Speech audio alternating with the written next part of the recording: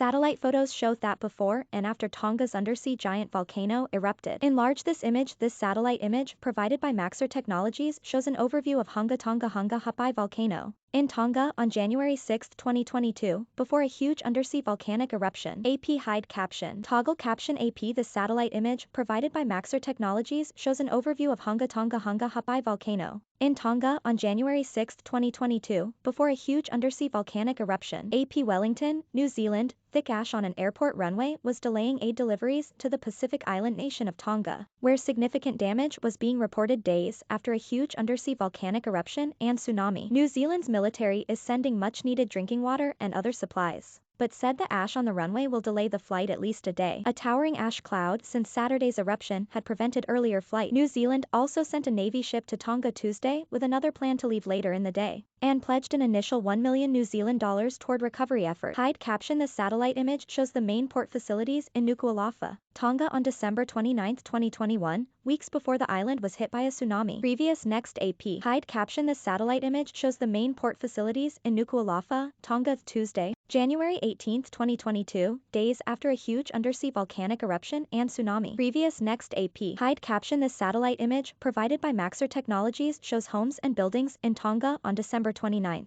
2021, weeks before the island was hit by a tsunami. Previous next AP. Hide caption. The satellite image, provided, shows ash-covered homes and buildings in Tonga Tuesday, January 18, 2022, days after a huge undersea volcanic eruption. Previous next AP. Hide caption. The satellite image, provided by Maxar Technologies, shows a closer view of Hunga Tonga Hunga Ha'apai volcano in Tonga on April 10, 2021. Previous next AP. Hide caption. The satellite image, provided by Maxar Technologies, shows an overview of Hunga Tonga Hunga Ha'apai volcano in Tonga on January 6, 2022, before a huge undersea volcanic eruption. Previous next AP. 1 of 6. iView slideshow. Australia sent a Navy ship from Sydney to Brisbane to prepare for a support mission if needed. Communications with Tonga have been extremely limited, but New Zealand and Australia sent military surveillance flights to assess the damage on Monday, with aerial photos showing the vibrant Tongan landscape transformed by the ash into a grey moonscape. UN humanitarian officials and Tonga's government report significant infrastructural damage around Tongatapu, UN spokesman Stefan Dujarric said.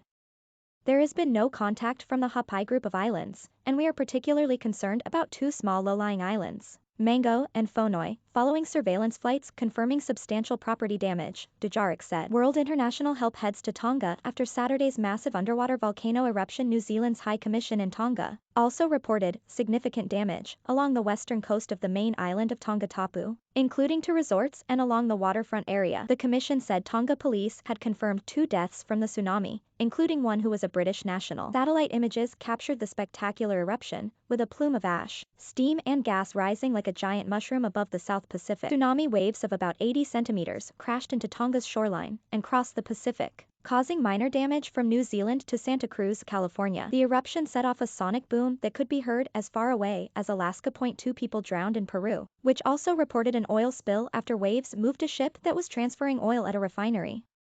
Family said British woman Angela Glover, 50, died after being swept away by a wave in Tonga. Nick Eleini said his sister's body had been found and that her husband survived. I understand that this terrible accident came about as they tried to rescue their dogs, Eleini told Sky News. He said it had been his sister's life dream to live in the South Pacific and she loved her life there. The explosion of the Hunga Tonga Hunga Ha'apai volcano, about 64 kilometers north of Nuku'alofa, was the latest in a series of dramatic eruptions. In late 2014 and early 2015, eruptions created a small new island and disrupted air travel to the Pacific archipelago. Earth imaging company Planet Labs PBC had watched the island after a new vent began erupting in late December. Satellite images showed how drastically the volcano had shaped the area, creating a growing island off Tonga. The UN World Food Programme is exploring how to bring in relief supplies and more staff and has received a request to restore communication lines in Tonga. Dujarric said. One complicating factor is that Tonga has managed to avoid outbreaks of COVID-19. New Zealand said its military staff were vaccinated and willing to follow Tonga's protocol. Whether the volcano in Tonga is still erupting, which could make cleanup difficult, New Zealand's military said it hoped the airfield in Tonga would be open either Wednesday or Thursday. The military said it had considered an airdrop, but that was not the preference of the Tongan authorities.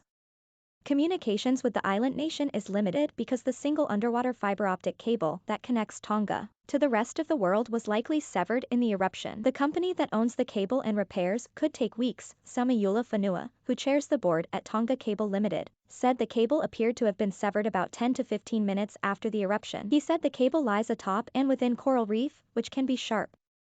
Fanua said a ship would need to pull up the cable to assess the damage and then crews would need to fix it. A single break might take a week to repair, he said, while multiple breaks could take up to 3 weeks. He added that it was unclear yet when it would be safe for a ship to venture near the undersea volcano to undertake the work. A second undersea cable that connects the islands within Tonga also appeared to have been severed, Fanua said. However, a local phone network was working, allowing Tongans to call each other. But he said the lingering ash cloud was continuing to make even satellite phone calls abroad difficult. Associated Press journalist Jill Lawless in London contributed to this report.